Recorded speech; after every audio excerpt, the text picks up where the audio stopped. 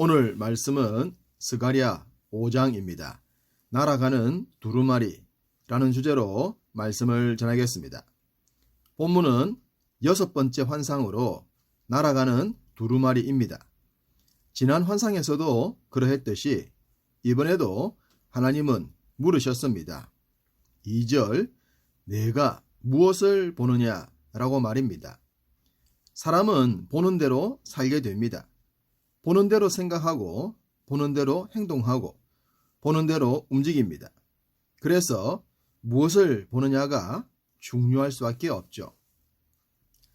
하나님의 질문에 선지자는 날아가는 두루마리를 봅니다 라고 했습니다. 선지자의 대답이 끝나기가 무섭게 하나님께서는 이는 온 땅에 내리는 저주라 라고 하셨습니다.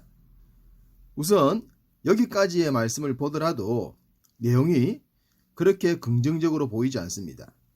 온 땅에 내리는 저주라고 하셨으니 당연히 부정적인 내용이겠죠. 그리고 날아가는 이라고 한 내용도 그러합니다. 아무리 수고하고 애를 써서 모아놓더라도 날아가 버리면 한순간에 모든 것이 허사가 되지 않겠습니까? 우리들이 이 땅에서 수고한 어떤 것이라도 날아가지 않도록, 날아가 버림을 당하지 않도록 붙들어 주시는 주님의 은혜 속에 거해야 할 것입니다.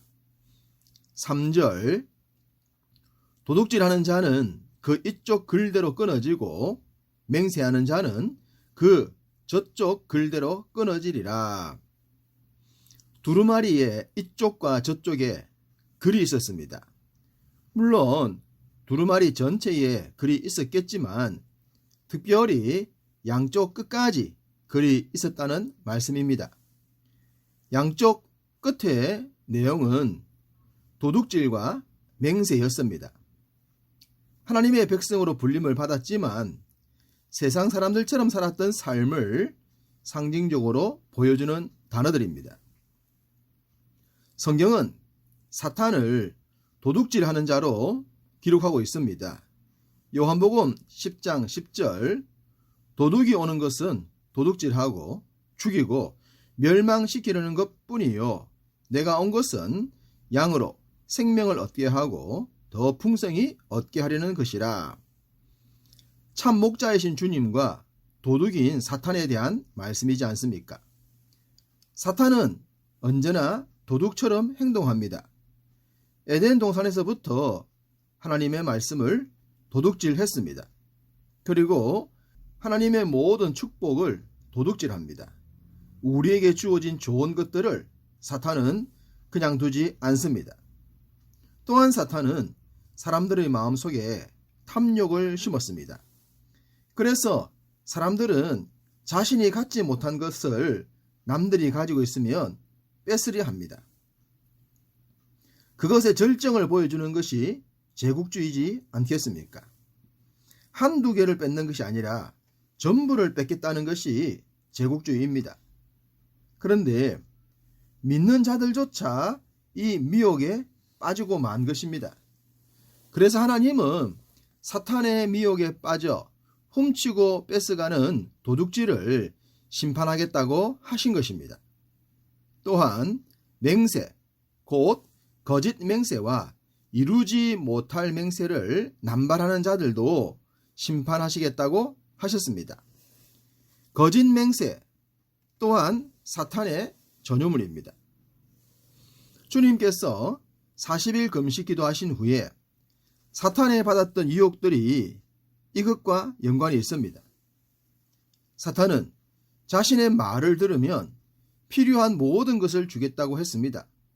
그러나 사탄의 그 말이 진실일까요? 믿을만 할까요? 결과가 좋을까요? 결코 그렇지 않습니다. 결론은 빼앗고 죽이는 것입니다. 그러면서도 달콤한 사탕발림처럼 거짓 맹세를 남발합니다. 그리고 그 말에 속은 사람들도 사탄처럼 거짓 맹세의 사람으로 살아갑니다. 그래서 주님은 어떤 것이라도 맹세하지 말라고 하신 것입니다.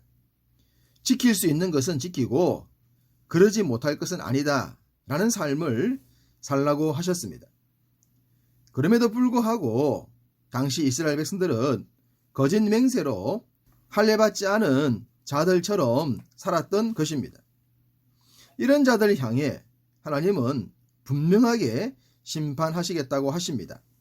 4절 도둑의 집에도 들어가며 내 이름을 가리켜 망령되이 맹세하는 자의 집에도 들어가서 그의 집에 머무르며 그 집을 나무와 돌과 아울러 사르리라 하셨느니라. 하나님께서 친히 범죄하는 자들의 집에 들어가시겠다고 하십니다. 이 말씀은 직접 심판하시겠다는 뜻이지 않겠습니까? 그들과 함께 살면서 그들의 삶을 직접 목격하셨기에 변명의 여지가 없게 하신다는 것입니다. 범죄한 자들의 특징이 무엇입니까? 변명과 핑계이지 않습니까? 누구 때문이다, 그럴 뜻이 아니었다 등등 온갖 핑계와 이유를 댑니다. 그러나 하나님께서 그들 집에 계셔서 친히 목격자가 되시고 증언자가 되시기에 어떤 변명도 핑계도 소용이 없다는 것을 말씀합니다. 그러니 임마누엘 되신 주님을 생각하고 우리들의 삶과 행동을 더욱 정결하게 해야 할 것입니다. 5절에 하나님은 다시 선지자에게 말씀하셨습니다. 너는 눈을 들어 나오는 이것이 무엇인가 보라고 말입니다. 이것은 7번째 환상입니다. 선지자가 본 것은 에바였습니다. 한 에바는 약 4kg 정도의 물건을 담을 수 있는 용기입니다. 6절과 7절에 에바는 온 땅에서 나온 그들의 모양이라고 하신 후에 이 에바 가운데에는 한 여인이 앉았느니라고 하셨습니다. 이어 8절에 이 여인을 향해 이는 악이라고 하셨죠. 그러니 전체적으로 보면 에바는 악을 상징하는 것으로 보입니다. 특별히 땅에서 나왔다고 했으니 지극히 세상적이요 세속적인 것임을 느낄 수가 있습니다. 사탄이 땅에 던진 악, 곧 에바를 하나님은 제거하기를 원하셨습니다. 그래서 8절에 그 여인을 에바 속에 던져 넣고 납 조각을 에바의 입구에 던져 덮었다고 하십니다. 즉 에바 속에 있는 악한 여인이 나오지 못하도록 납으로 봉인하겠다는 말씀입니다. 그런데 난해한 구절이 등장합니다. 9절 내가 또 눈을 들어 본즉 두 여인이 나오는데 학의 날개 같은 날개가 있고 그 날개에 바람이 있더라. 그들이 그 에바를 천지 사이에 들었기로. 지금까지 등장했던 악한 여인에 이어 또 다른 두 여인이 등장을 했습니다. 여기서 두 여인을 앞의 여인과 동일하냐 아니냐로 보는 관점에 따라서 해석이 완전히 달라지겠습니다. 이 여인들을 분별하기 위해선 본문의 전체적인 흐름을 유심히 봐야겠습니다. 두 여인이 에바를 천지 사이에 들어서 신할 땅으로 옮겨 거기서 그것을 위하여 집을 지으려 한다고 하셨습니다. 그리고 집이 준공되면 그 처소에 머물 것이라고 하셨습니다. 이렇게 보면 두 여인의 존재가 좀 더 분명해지지 않습니까? 앞선 악한 여인과 함께 또 다른 종류의 악입니다. 무엇보다 장소가 신할이기 때문에 더욱 악한 것으로 보입니다. 요한계시록 17장 5절 큰 바벨론이라 땅의 음녀들과 가정한 것들의 음이라고 했고, 요한계시록 18장 2절에 큰 성 바벨론이여 귀신의 처소와 각종 더러운 영이 모이는 곳과 각종 더럽고 가증한 새들이 모이는 곳이라고 했습니다. 결론적으로 여기에 등장하는 모든 여인들은 성경이 말씀하시는 음녀, 곧 모든 악한 존재들로 보시면 됩니다. 하나님의 백성을 유혹하고 땅의 삶을 부정하게 만드는 모든 세속적이요 물질적인 것들입니다. 하나님께서 땅의 삶을 사는 우리들 속에 있는 모든 악한 것을 제거하려 하십니다. 도둑질과 거짓 맹세를 버리고 하나님이 주신 것을 날려보내지 않는 삶을 살도록 말입니다. 하나님께서는 우리에게 좋은 것들을 많이 주셨습니다.